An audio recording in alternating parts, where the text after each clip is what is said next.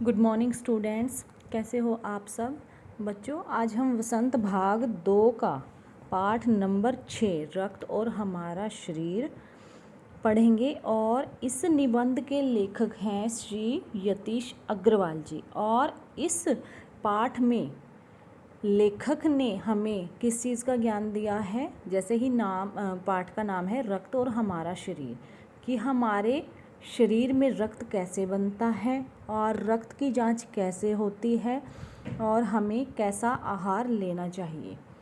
तो इस पाठ में 2 बच्चे हैं, दिव्या और अनिल। दिव्या अनिल की छोटी बहन है और इधर कुछ दिनों से उसे हर समय थकान महसूस होती रहती है। भूख भी जो है उसकी पहले से कम हो गई है। और अस्पताल में उसे जब हॉस्पिटल लेके गए तो डॉक्टर ने देखकर कहा, लगता है कि दिव्या के शरीर में रक्त की कमी हो गई है। तो डॉक्टर दीदी ने क्या किया, दिव्या की उंगली से रक्त की कुछ बूंदें ली और एक छोटी सी शीशी में डाल दी और स्लाइड पर लगा दी। और फिर अनिल से बोली कि अनिल, तुम कल अस्पताल से दिव्या की जो है रिपोर्ट ले जाना। और अगले दिन डॉक्टर दीदी ने क्या किया, सूक्ष्मदर्शी मशीन होती है जिसमें हम छोटी से छोटी चीज़ देख सकते हैं। तो सूक्ष्मदर्शी द्वारा उन्होंने एक स्लाइड की जांच करी थी जिस पर जो है दिव्या का खून लगा हुआ था। और स्लाइड की जांच पूरी होने पर डॉक्टर दीदी बोली अनिल से, दिव्या के भाई को, कि दिव्या को अनीमिया है और इसमें चिंता की कोई बात नहीं है, कुछ दिन दवा लेगी तो ठीक हो जाएगी। तो आगे फिर अनिल के मन में क्या हुआ, जिज्ञासा हुई और वह बोला कि दीदी आपसे एक सवाल पूछूं, एनीमिया से आपका क्या मतलब है।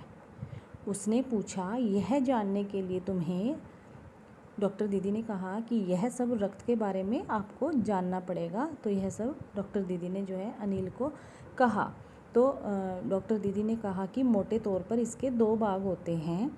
एक भाग वह है जो तरल है जिसे हम प्लाज्मा कहते हैं, और दूसरा वह है जिसमें छोटे बड़े कई तरह के कण होते हैं। कुछ लाल होते हैं, कुछ सफ़ेद होते हैं, कुछ ऐसे जिनका कोई रंग नहीं होता, और जिनका कोई रंग नहीं होता जिन्हें बिंबाणु प्लेटलेट कण कहते हैं। और ये कण जो है प्लाज्मा में तैरते रहते हैं। ठीक है। तो इसके बाद सूक्ष्मदर्शी द्वारा, तो डॉक्टर दीदी ने उनको सूक्ष्मदर्शी द्वारा दिखाया कि जो कण तुम्हें दिखाई दे रहे हैं ये हैं लाल रक्त कण। तो अनिल आश्चर्य से उछल पड़ा और रक्त की एक बूंद में इतने सारे कण। जो है अनिल ने सोचा कि वह आश्चर्यचकित हो गया कि रक्त की एक बूंद में इतने सारे कण हो सकते हैं, इसकी तो वह कभी कल्पना भी नहीं कर सकता था। तो वह बोला, इन्हें देखकर तो ऐसा लग रहा है मानो बहुत सी छोटी छोटी बालूशाही रख दी गई हो। देखो ये ब्लड के कण जो है जब हम सूक्ष्मदर्शी में देखते हैं तो कुछ इस तरह दिखाई देते हैं, और बालूशाही जो है एक मिठाई का नाम है, तो ये वाकई दिखाई भी ऐसे ही देते हैं। तो रक्त की एक बूंद में इनकी संख्या लाखों में होती है। यह हम 1 मिलीमीटर रक्त लें यदि हम, तो उसमें हमें 1 मिलीमीटर रक्त में से हमें क्या मिलेगा, 40 से 55 लाख कण मिलेंगे। और इनके कारण ही हमें रक्त जो है हमें खून कैसा नज़र आता है, लाल रंग का नज़र आता है। और सांस लेने पर साफ हवा से जो ऑक्सीजन तुम प्राप्त करते हो, डॉक्टर दीदी ने कहा कि उसे शरीर के हर हिस्से में पहुंचाने का काम इन कणों का है। यानी कि ये जो लाल रंग के कण हैं, सांस लेते हैं जब हम ऑक्सीजन प्राप्त करते हैं, तो उस ऑक्सीजन को जो है पूरे शरीर में सप्लाई का काम कौन करता है, ये लाल रंग के रक्त कण। और इनका जीवन काल यानी इनकी लाइफ कितनी होती है, लगभग 4 महीने होती है। और 4 महीने के होते होते ये नष्ट हो जाते हैं और शरीर में हर समय जो है नए कण बनते रहते हैं। जो नष्ट कण होते हैं, नष्ट हो जाते हैं जो कण, और उनका स्थान जो है नए कण ले लेते हैं। और हड्डियों के बीच भाग मज्जा में ऐसे बहुत से कारखाने होते हैं जो लाल कणों के निर्माण कार्य में लगे रहते हैं। यानी कि ये हमारी बॉडी की प्रोसेस है कि हमें हमारे जो ये लाल रक्त कण हैं इनकी लाइफ कितनी होती है, 4 महीने होती है, और उसके बाद ये फिर नष्ट हो जाते हैं। और जैसे ही नष्ट होते हैं तो नया लाल रक्त कण आएगा, वो उनकी जगह ले लेता है।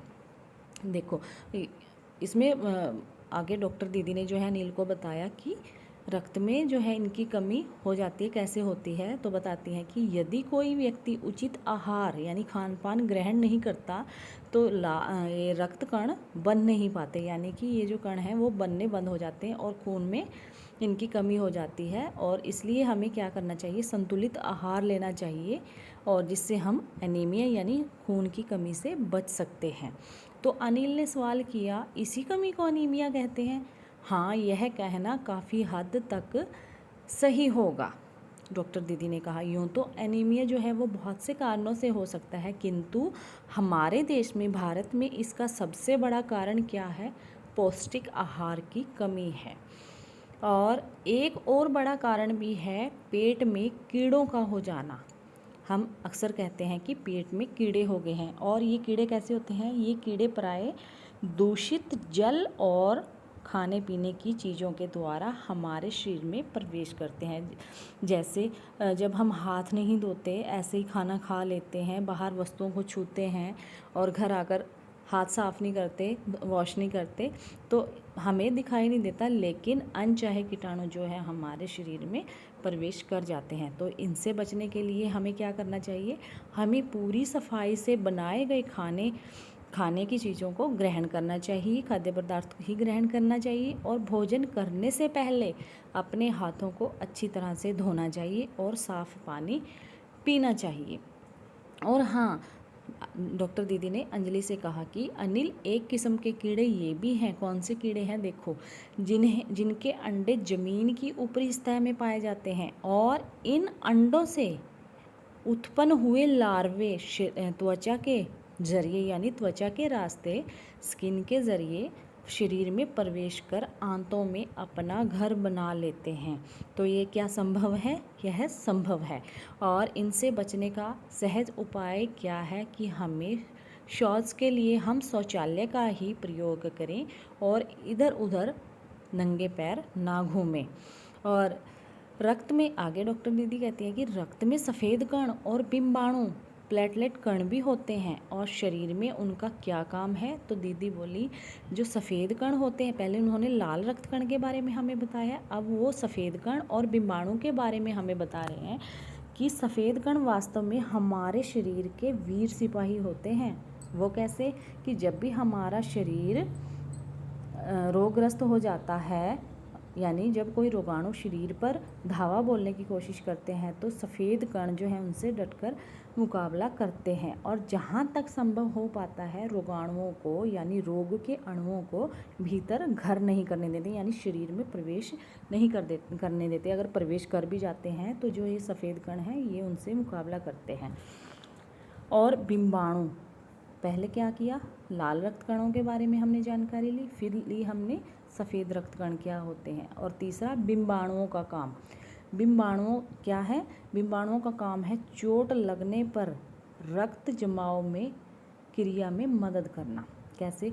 रक्त के तरल भाग को प्लाज्मा में एक विशेष किस्म की प्रोटीन होती है जो रक्त वाहिका की कटी फटी दीवार में यानी नसों की कटी फटी दीवार में मकड़ी के जाले के समान एक जाला बुन देती है। देखो प्रोसेस कैसी है ब्लड की, कि जब भी चोट लगने पर क्या होता है, रक्त का जमाव हो जाता है, तो रक्त के जो तरल भाग है प्लाज्मा में एक विशेष किस्म का जो प्रोटीन होता है वो हमारी नसों में क्या करता है, मकड़ी के जाले के समान एक जाला बना देता है।